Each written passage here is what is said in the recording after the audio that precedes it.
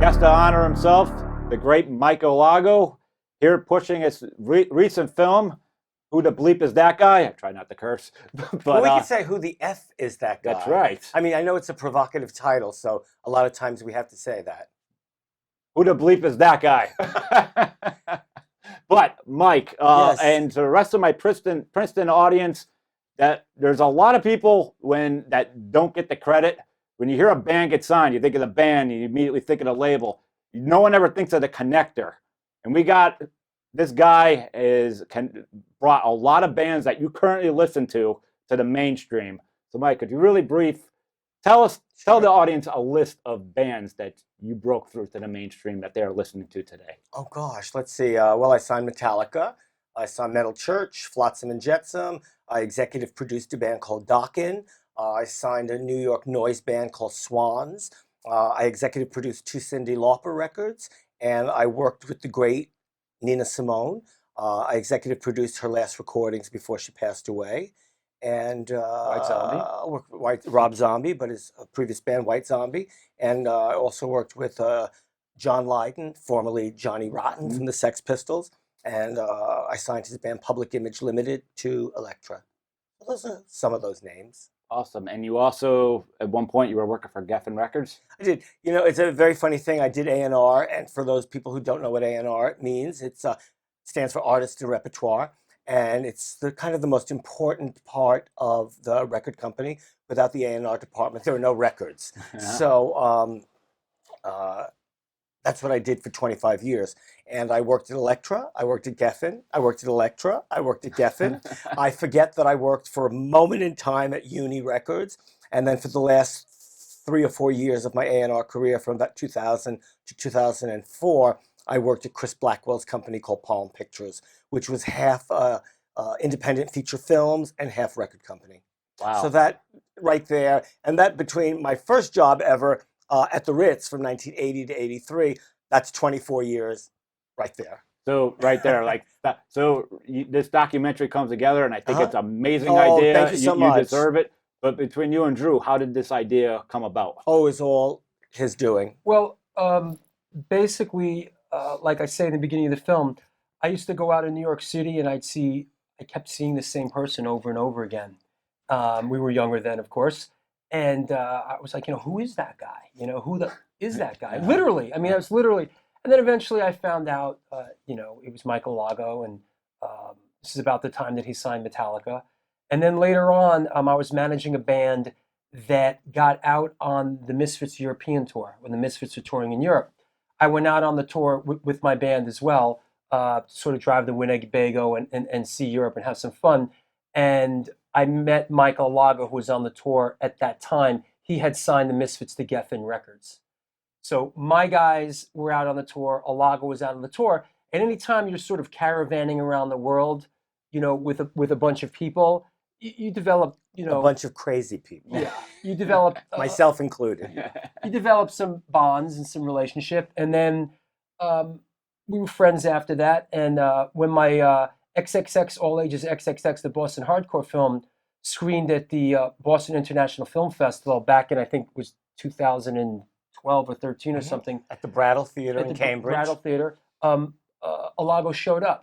And I was really touched and flattered by it. I didn't invite him. I didn't think to invite him. And he just showed up. And I was really appreciative. And then he enjoyed the film. And then afterwards, I was at a Cro-Mag show in New York, and I bumped into him. And I walked out of there, thinking, wow, Michael has a great story. And then, after that, we got together. And I said, I'd like to make a film about your life. And we started, going back and forth with it, and that really began the journey. How long did it take to do? From soup to nuts, 4 years. Mm-hmm. Wow. Yeah.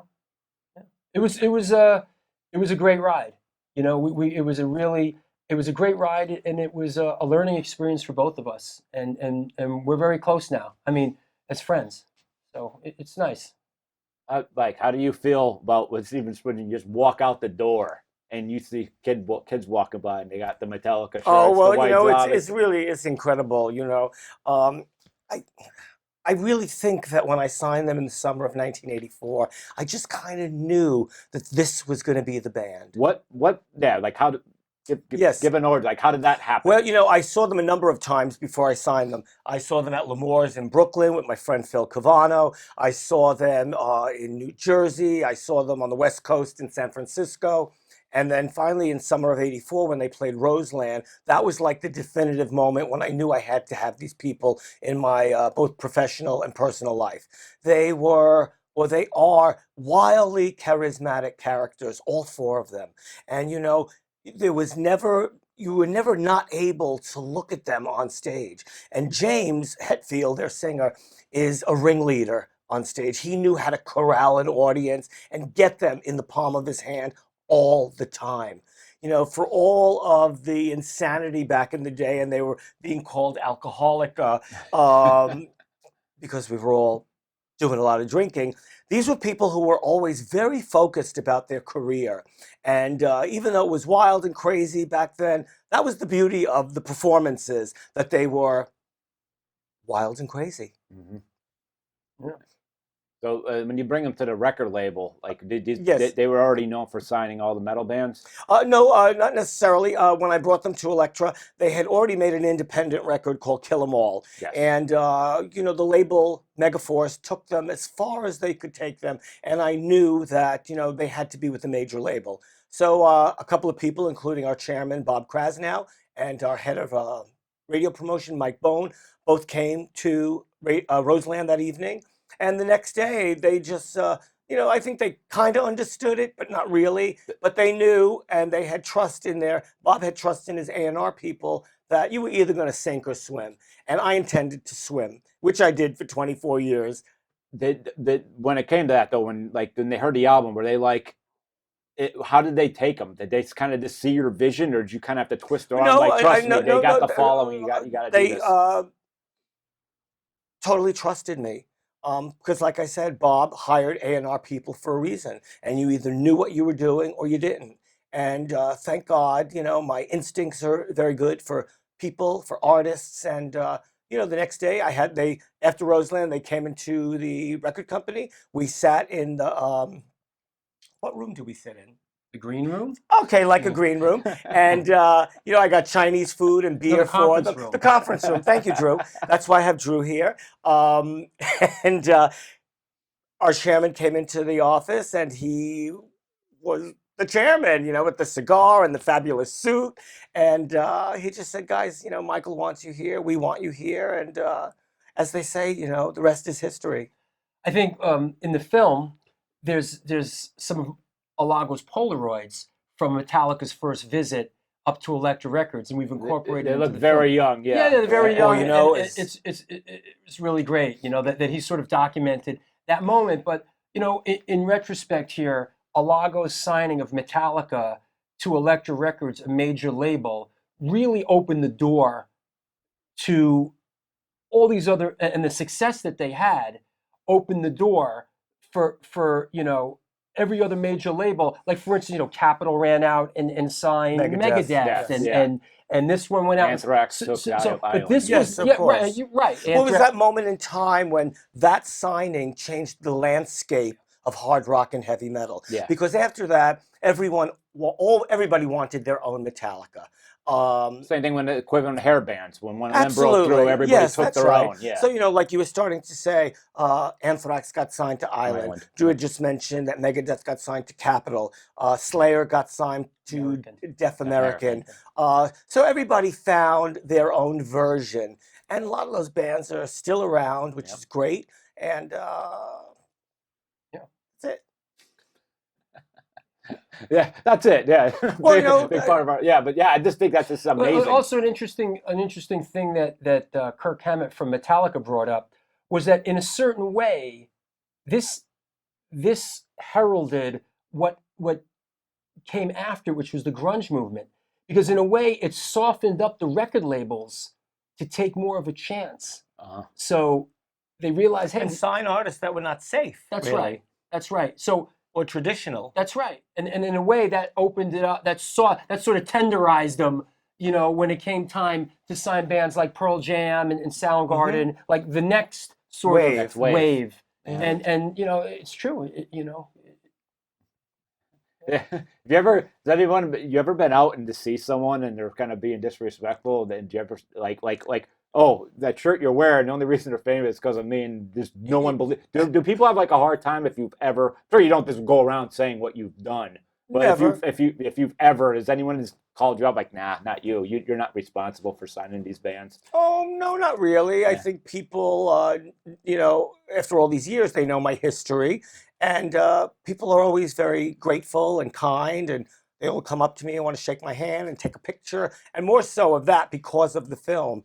And, you know, our film is now on Netflix. And because of Netflix, which it began airing September 1st, that's a global market. I saw it last Friday. Yep. Everybody has seen the film. You know, I get mail from Colombia, from Paris, from London, from New Zealand, from New York City, all over the place, and people are really enjoying the film. That's yeah, it's great. on the big It's, stage it's now, wonderful. And deservedly so. It should be. You know, and everybody takes away something different. You know, I think also people like the film because I always tell the truth about things. I have no secrets. You know, secrets will kill you.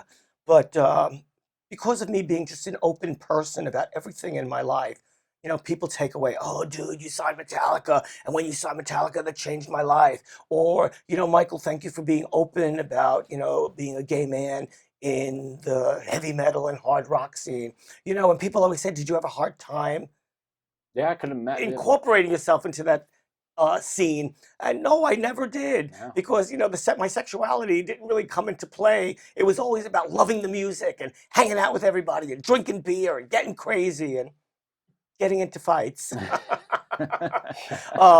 So I think that kind of answered your question. Gotcha. Yeah. Gotcha. How do you feel though, like because you were there Uh-huh. before the internet came around and kind of ruined everything? Do you think it's even like a business to be in these days? Like it's probably Well, it's you're- it's a very different business. I don't know if the internet ruined things, because you know you have things like YouTube, for instance. And when people say to us, you know, man, I wish I was around hanging out with you guys on the Bowery back then. Well, the beauty of all that, oh, there we go. Yeah.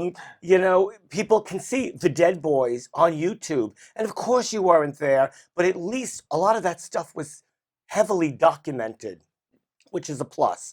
And what was your question? I was just saying, like before the internet, for all the Oh, yes. download button, all that, you were kind of all the bands included were making. Everyone was winning and with money, and now it's a lot of stuff could get pirated. Well, it's a different. It's a Well, different you know world what? It's totally a different world, and things. You know, the reason I even stopped doing A&R after 24 years in around 2004 is because at that point in time, all the Tower Records were closing, all Yeah. the Virgin megastores were closing. This little thing called Napster was Yeah. happening, Yeah. and then what was happening is people were downloading, file sharing, and basically stealing music. And I just kind of didn't want any part of that, so I just ended my career You got out there. before, yeah. And nowadays I just work independently on special projects that I want to be involved in. I mean, the computer thing is rough. I mean, even someone like me and Drew, like our Mhm. movies could be stolen now. But you also just say that. But also in the '80s, how many times we like, could you? I'm giving you a blank tape. Could you, tape? Yes, cassette A to yeah, B? that So you were definitely still did happen. stealing. You know, Yes, It's but just, you know what? People were actively buying records. Uh-huh. You know, records went gold in 6 months or platinum within a year.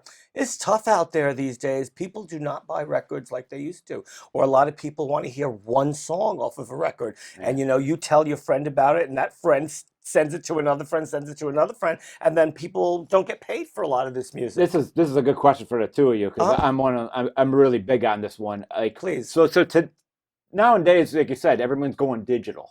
But when I was growing up, date myself the '80s too. I used to like looking at the album and reading everything. Who wants to go first? Yeah, and like looking at the band and just wondering, like, what are they thinking at this moment? Like, who is this? Who are these 5 guys on here Oh, that you're yeah, idolizing? absolutely. And now digital, you don't have that. No. It's just Well- you're playing the music and that's it. I always felt I was closer to the band when I owned the tape or the cassette. What's or very whatever. funny, back in the day, in the TV guide, there was an advertisement for Columbia House, and you could get Oh, the and 12 for a and you penny. could get 12 for a penny, but you had to read the fine print. Right. It wasn't really a penny in the end. And then they send you one every month, and you're on the hook for it. Yeah. Yeah. And then you just didn't, you just didn't But pay one them. of, yes, They took you no, off of the list. course. Yeah. But one of the first records I got through Columbia was in 1973. I got the Alice Cooper record Killer. Okay. And that changed my life. Alice Cooper changed my life. But the beauty of that was, you got the album, you opened it up, it was a gatefold with color photographs, and you got to see who the artist was, who the producer was, where they recorded the record. And it was just an incredible document to have in your hand. I'm still like that, and now I still have a turntable, and recently I just started buying vinyl again, like a lot of people. And it's making a comeback. Oh, you know? yes. You know, the record stores is literally that. You don't really see too many. You might see a little. Well, there's not too many record stores anymore, but if you go to Barnes & Noble, specifically, Barnes & Noble has a small section with vinyl. Yeah. Philly's got a lot of, believe it or not, just Oh, pure, yes. pure record That's stores. right. Yeah, Oh, yes. yeah. It's like a I big, think that it's community and culture, and in this day, like when we were teenagers, me and Alago were close to the same age. We would run to the record store on Tuesdays because that's when things were released. yeah. And we would see what comes out, and we would, you would scrutinize this artwork, and for music lovers, we'd see who produced it, Yes. and what were the Oh, names were, absolutely. and You used to like getting the battles and trivia. Like, And is this sometimes such and just- such produced that? And And, you know, sometimes just the picture itself spoke to you. yeah, for sure, and the artwork, the and, Iron Maiden covers. Come on, different, right there. different- Listen, different growing stuff up in there. Brooklyn, I used to go to EJ Corvettes on Bay Parkway. Right. And I went to their record division section, and I saw this record of these four guys in makeup. And it was the first Kiss record. Yeah. I remember it said $4.99. Uh-huh. I looked at it, and knowing that I had already known about Alice Cooper, I thought this was like an extension of that. And I had to buy that record. And they also became one of my favorite bands, Kiss. I think also though, like in this day and age now, music doesn't carry the severity that it once did. When we were growing up, it was sort of like, what are you? Are you a rocker or are you a disco person? And you were identified by Kiss with the makeup, Kiss without it. well, You no, know, you they don't identified say by that, yeah. what the kind of music you like. Yeah. He's a punk rocker. Yep. He's a rocker. He's a disco guy. And and look, I went to public high school in New York. You get into fist fights with people over this kind of Yes, you stuff. could. Or we used you take that vest off, or so that's that sort of stuff. You were closely identified with the type of music that you liked, and that doesn't really happen in this day and age now. Music, for the most part, is really like a soundtrack to a video game, and it's sad that we don't have those albums and that sort of stuff.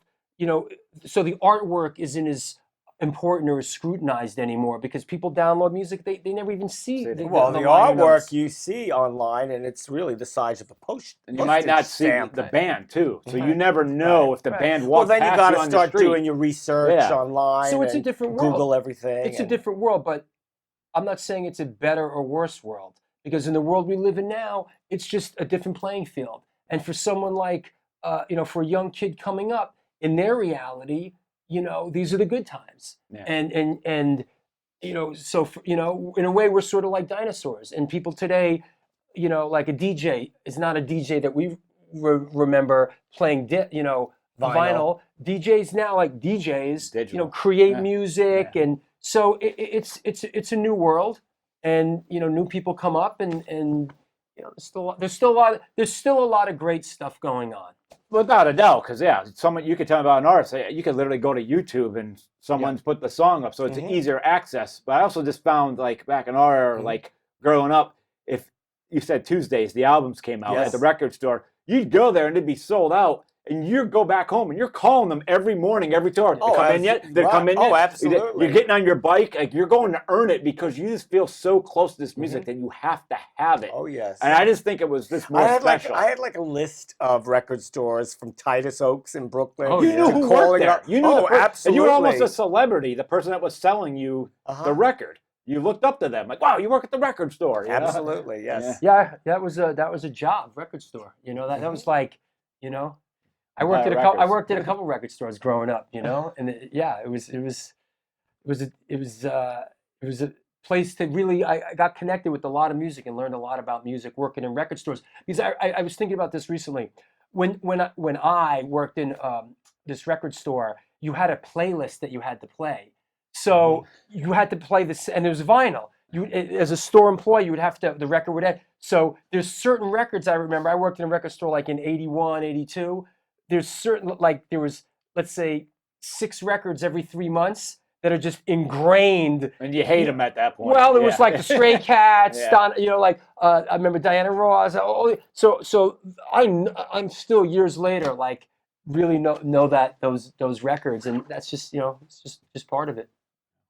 No, especially the people that watch anything that I do, we're horror movie buffs. Okay. So I'm gonna ask you, what was it like? How did you get White Zombie? Because everybody loves my favorite. They all love The Devil's Reject. Well, so that's a great it all movie. springs all from Yep. you. Well, I met Rob and in the East Village, and I met them through a good friend of mine, Daniel Ray, who's a producer who worked with the Ramones and Iggy and the Masters of Reality. And he said, there's a band that I think you need to see because you're going to freak out. So he brought me to a little nightclub on, it wasn't even a nightclub, it was A space. a space below a restaurant on Lafayette Street. And like I say in the film, in the corner in the back in the dark, these people were just making a lot of noise, a big friggin' racket. And I responded to that racket. I loved it. And when the show was over and they were sweaty and everything, and you know the stage maybe was 6 inches off the ground, I started talking to Rob. And you know, I'm paraphrasing, but Rob basically said, "We're going to be famous, and I'm going to make movies." And you know, he was just somebody who looked me directly in the eye, and I believed him. And I, you know, like I said, I was always a good judge of character, and I knew had a real bunch of charisma about him. And so I thought, you know what, I'm signing these people. And was he just making a face behind my back? No, you're a good judge of character. Yeah. He Thank took you. credit. Yeah. Ay. She took the one. Yeah. Of course, yes. So, you know, I had a few meetings with them. I did a demo with them. It all worked out, and I signed them to Geffen Records. And soon after that, White Zombie only made 2 albums, And then all La those Sexorcisto, remixes, and then the Astro Creep 2000, and then a lot of remix albums. And then Rob just went on his own and started the Rob Zombie Band and started making his films. And that's what he does these days. Alago also signed the Misfits that we talked about. Talk about like horror, Oh, yeah. horror rock. He signed the Misfits together. And listen, you know, if you ask me, Misfits are the best pop band around because they really are a pop band that just talk about horror movies. But I did sign the Misfits in 1997 to Geffen Records, and we made a record called American Psycho.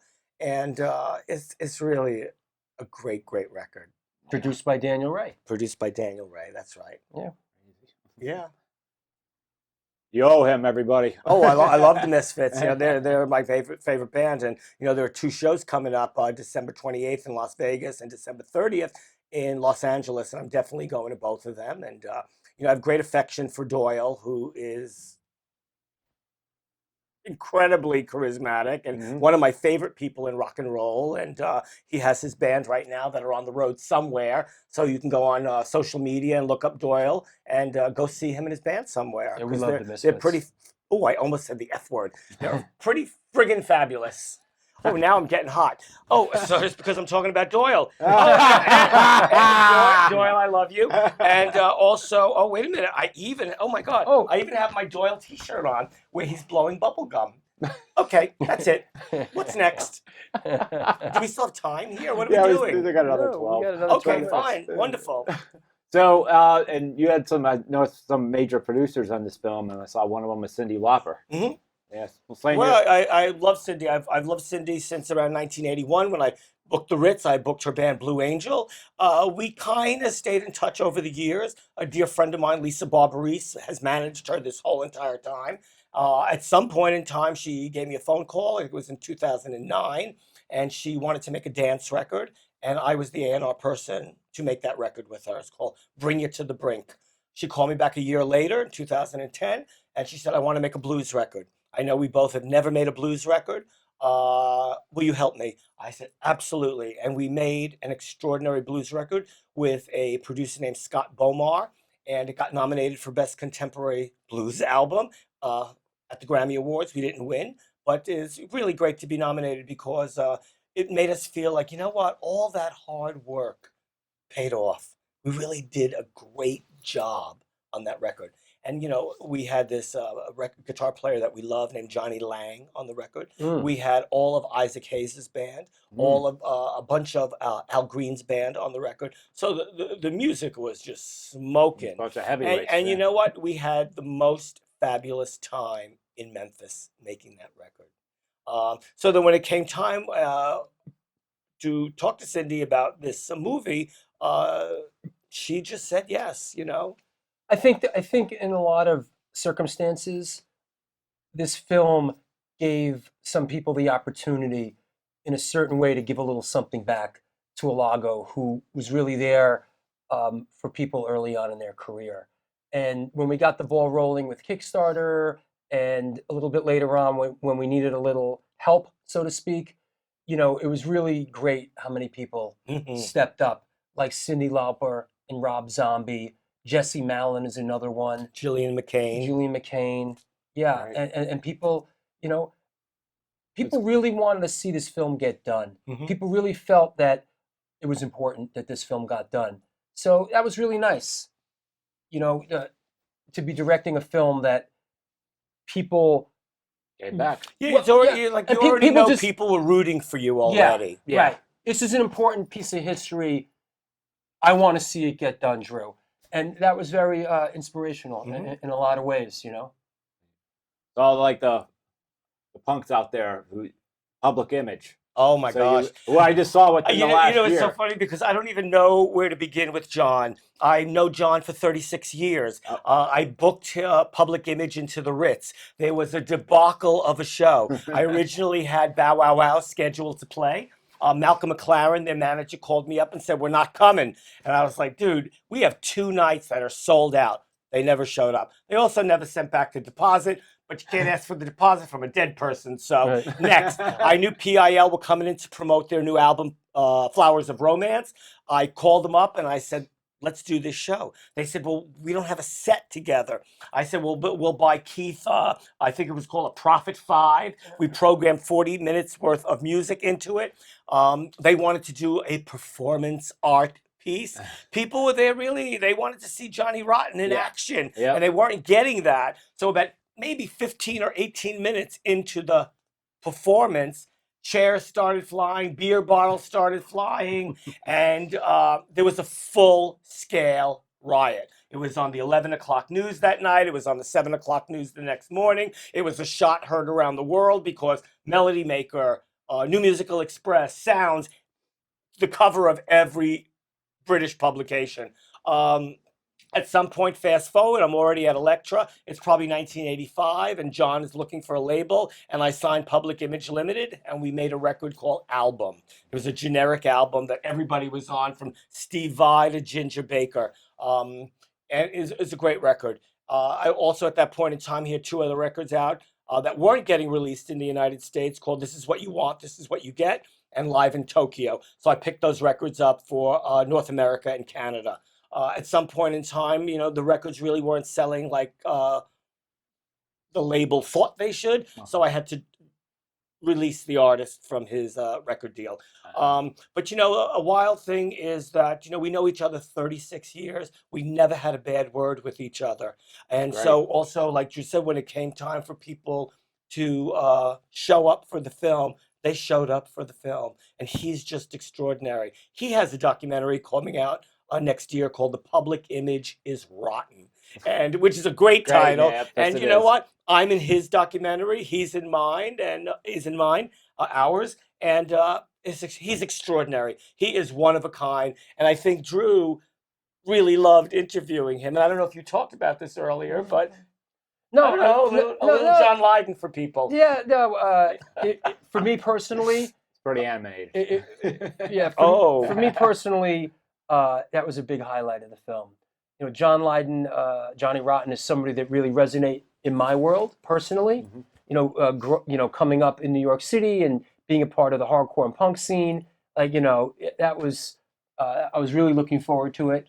and he really shines in the film, and he's just great in it. He really lights up the screen, and Oh, he's brilliant. he's just His sense of humor, he's just great in it. his comic know? timing, his sarcasm, Yeah. all of that just adds up to this And extraordinary he still has that amazing human voice, being. still Oh, going. He's And one he- of the highlights of the film Absolutely. for sure. And you know what? Seeing Public Image these days, the last couple of tours, his voice almost has this operatic feel. That's how he uses his voice, almost like an opera singer. I Yes. mean, it has nothing to do with opera, but He that's- holds a he- note. Yeah, but in that exactly. very operatic way. He really is one of the most extraordinary people that I've ever come across. And I am delighted that we're still in each other's lives. And I think the world of him. Yeah, we like Really, him. he's a very special human being. Yeah. And I guess one of the last ones Uh-huh. we're getting Nina Simone. Oh boy. Yes. You know, Had I that- mean, we he- could have, he's you know, connected to if it everybody. was up to me, we could have had this whole show be about Nina Simone. Nina Simone was one of the greatest artists to ever walk the planet, if you ask me. Nina Simone was a great interpreter of song. She could take Tom Thumb's Blues by Bob Dylan. She could take Here Comes the Sun by George Harrison, twist it, turn it, make it her own so that you think she wrote the songs.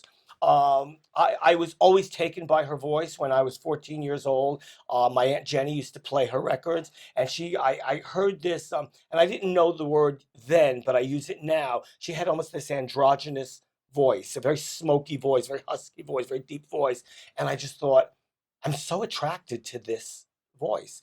And it spoke to me for my whole life. And when I had the opportunity to sign her, I was at Elektra, let's see, it's already 1992, and I followed her all over the world. It's too long of a story to tell, but finally I did sign her, and we made a beautiful record called A Single Woman. And she had just lost her dad in 92. I lost my dad. And we wanted to make this record about love, loneliness, and loss. And there were two records we both loved. Billie Holiday's last album, Lady in Satin, and Awesome. Frank Sinatra's A Man Alone. A very odd album for Frank Sinatra because it was an album by words and music by Rod McEwen, gay poet from the 70s. You don't necessarily think Rod McEwen But they're gonna match up. and yeah, Frank, Yeah. but it's a beautiful record. So we took those records and kind of borrowed little things from it. And I made this beautiful record with her, like I said, called A Single Woman. We made it at Chick Corea studio on the West Coast with a producer named Andre Fisher. Andre was married to Natalie Cole at the time. He was also the drummer in Chaka Khan's Rufus. And it's a stunning record. And it wound up being her last recordings.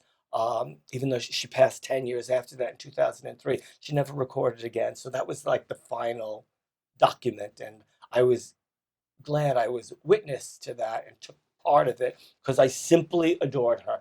And, you know, there's no other artist I feel about like her. She was strong-willed. She was a strong Oh, woman. Big time.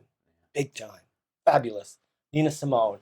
If you only hear one song, go listen to Feeling Good, or listen to Here Comes the Sun, or listen to a little Bob Dylan that she does, I Shall Be Released. I mean, Nina Simone was one of a kind. She's very special. There will never be anybody like her. And it was about a period of time as well of her coming up during the civil rights movement. And she was just a very special person, very special artist. You know, even when Bob Dylan got his Music Cares Award, he named her out specifically, saying he used to run into her all over the place. And he said, I was honored that she would even consider one of my songs. Bob Dylan saying that about Nina Simone. Very special human being. So even if we ended on that, wonderful. Thank you for having us. Absolutely, but I will let you two, starting with Drew, focus on this camera. Let everybody know any of your plugs or where they could see your films. Thanks for the support, everyone. I really appreciate it. It's been a great ride for both Is That Guy, The Fabulous Journey of Michael Alago, and my other film, the New York Hardcore Chronicles film. And your first film, come on. And the Come on. XXX All Ages. My favorite. The Boston Hardcore film. Yes. Check us out on Facebook. You can find me, Drew Stone, or Michael Anthony Alago. And, that's it, really. But they could see the Chronicles and this on Netflix? And also, if you're looking for the New York Hardcore Chronicles film, check out www.newyorkhardcore.com. the New York Hardcore Chronicles film.com. Me personally, www.stonefilmsnyc.com. There's plenty more to come. So once again, thanks for the support. I really appreciate Well, it. and you can find me on all social media. I live on social media. It's like my last addiction in life. I'm always on Instagram. I'm always on Facebook, and under Michael Anthony Alago. And you could see our film, Who the F Is That Guy, Yeah. on Netflix, Thank you. Amazon, and iTunes. So check it out. And if you haven't checked it out yet, what are you waiting for? It's worth You know, it. you laugh, you cry. I lived. Peace.